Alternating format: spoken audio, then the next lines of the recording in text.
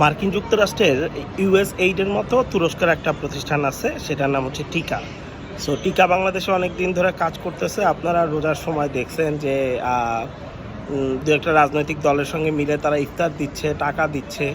So আপনারা আসলে খোঁজ খবর রাখেন বা অনেক সময় বলার চেষ্টা করেন অমুক গোয়েন্দা সংস্থা, তমুক গোয়েন্দা সংস্থা।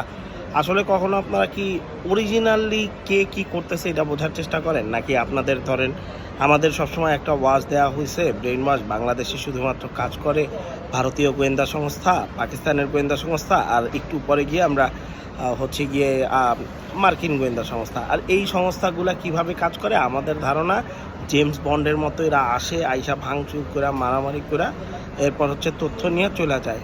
ভাই এই রকম আসলে কখনো হয় না। তথ্য নেওয়ার জন্য এইরকম এজেন্ট কখনো বাংলাদেশে আসছে বা এরকম আপনারাও মনে হয় না শুনছেন, কিন্তু আপনাদের ধারণা এটা হয়। কিন্তু আপনারা কি আসলে কখনো খেয়াল করছেন যে এর বাইরে কারা কী কাজ করতেছে, চীন রাশিয়ার এজেন্সিগুলো কী কাজ করতেছে? আপনারা কি খেয়াল করছেন যে অস্ট্রেলিয়া বা যুক্তরাজ্যের যে গোয়েন্দা সংস্থা তারা বাংলাদেশে কী করতেছে? বিশেষ করে আপনাদের হয়তোবা চিন্তাই নাই যে অস্ট্রেলিয়ার গোয়েন্দা সংস্থাও বাংলাদেশে কিছু না কিছু করতেছে। আমার মনে হয় এই সব দিকে এখন আপনাদের একটু ভাবা উচিত। মানে ভাবুন খোকা, ভাবা প্র্যাকটিস করুন।